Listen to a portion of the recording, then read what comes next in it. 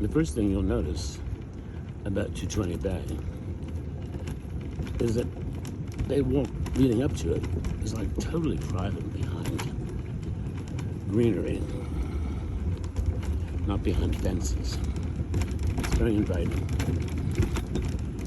And these are some of the original, of course, 60-year-old homes. A couple of them were floated across from Sayville, actually. One was a gas station. And here, we're coming up on 220 Bay.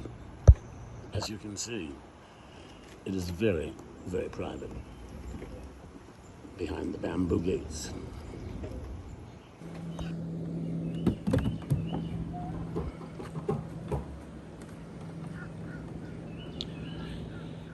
And as we come through the bamboo gate, we're greeted by a lovely fountain. It's a very kind of zen atmosphere. A beautiful garden. Installed by one of the premier gardeners in Fire Island Pines who lived here for many years.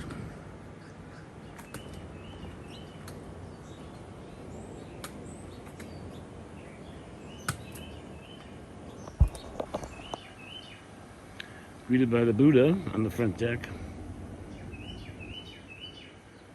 and cascading ferns on the way to the front door.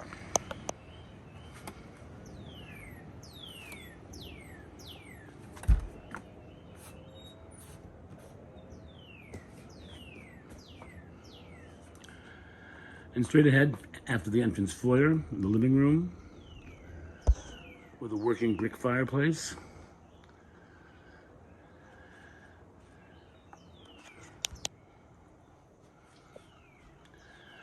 And the living room is really quite lovely with a window seat looking out in the garden. For a small house, it's got plenty of seating and lots of charm.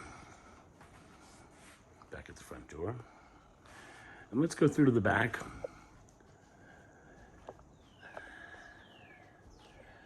And take a look at the dining area. It's a separate dining room, which is really quite nice, with a great kitchen. The man who lives here is a chef. Caters a lot of great dinners out of this kitchen, I can tell you that. With a brand new stainless steel fridge and a great working environment for the chef. Not separated from company at all, right there, with his friends. Beyond that, the back deck. Let's take a look. Alfresco seating for 6 or more. Gas barbecue. Beautiful outdoor seating area. And of course, a place to meditate amidst a very private bamboo grove.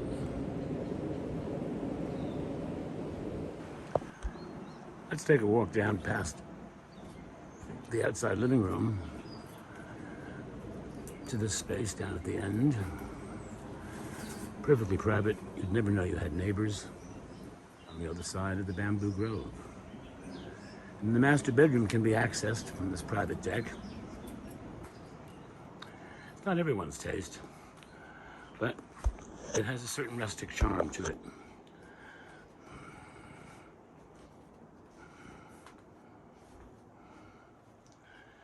And it's an ensuite bath.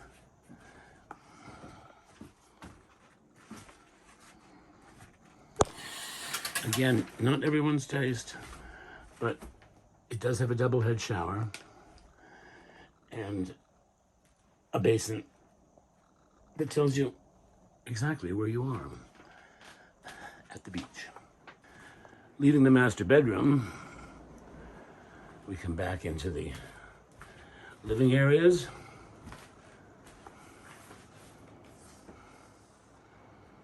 And head for the coffee pot first thing in the morning. Let's pause for a moment as we come back from the master bedroom to the dining room, into the living room, and just relax a moment and imagine a fall day with a roaring fire, or a June night, which can be quite cool, with friends seated around the window seat, doing crossword puzzles, looking out to the garden, and wondering what the weather will be tomorrow. There are 2 guest bedrooms. The first one is off the garden on the bay walk side. They both have through the window air conditioning and are a nice deep forest green for a restful night's sleep, for sure. And this is the second guest bedroom. Also nice and easy to fall asleep. Rustic artwork from Fire Island Pines. And these 2 bedrooms share this really nice bathroom. Okay. Your broker. Hello. And lots of mirrors here. What else we got? The shower. Okay. Oh, with an automatic light. Very nice touch. Thank you. Okay. Ta-da. And now, let's wrap it up by leaving bedroom 2, bedroom 3, the entrance. Some of the artwork that you see here and the cute stuff is the tenants, and I'll go over a list with you if you're interested in going on. And now let's go back out the front door and let's just sit on the deck for a moment or two in these beautiful Adirondack chairs and take a look at this garden. This takes decades to do, folks. And the house is completely winterized, so you can spend as much time here as you want. Next, we're going to go downstairs to a completely separate bedroom. It's a 4th bedroom. It can be used as storage, which they're using it for now, or you could actually use it as a separate studio and make income that way and not have guests in your face. All right, now we're on the front deck and we're going past the Buddha where we came in, down these stairs, and then to the left to the studio apartment. And we continue down to the downstairs 4th bedroom or separate studio apartment. Right through there.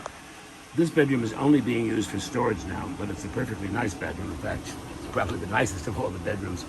It's done like a real Pines house with the 4-inch tongue-and-groove cedar, and it smells lovely because it's all cedar. But Sergio caters here and has lots of need for storage space and stuff. So, has its own bathroom,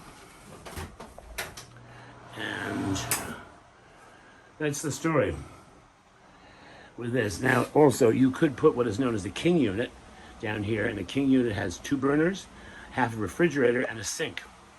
Easy to do. There's plumbing right here from the bathroom. Put the king unit, ta-da, ta-da, ta-da. And then you have an income that could probably bring you in $20,000 to $25,000 annually, maybe even more. And the studio could have its own completely separate entrance, not even have to come to the front gate, because beyond that holly, beyond that wagon, there was a gate door. It's been closed. As we come out of the studio, we see the gas cylinders, and we continue past the studio to every homeowner's dream, a full cellar that has place for tools and all the stuff you don't know what to do with and throw out, but you need garden stuff. It all comes with this house. And there's your washer dryer down here as well. This is the pièce de résistance. I know it looks like hell, but I'm telling you, you're gonna love it. Who has an entrance to a laundry room like this? No one. All right, we're leaving now. And one last glance as we exit 220 Bay.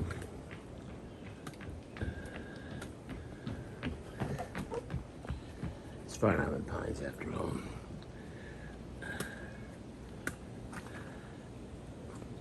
And we're on our way back to the harbor, which is maybe a 5-minute walk from 220 Bay. Thank you. And welcome to Fire Island Pines.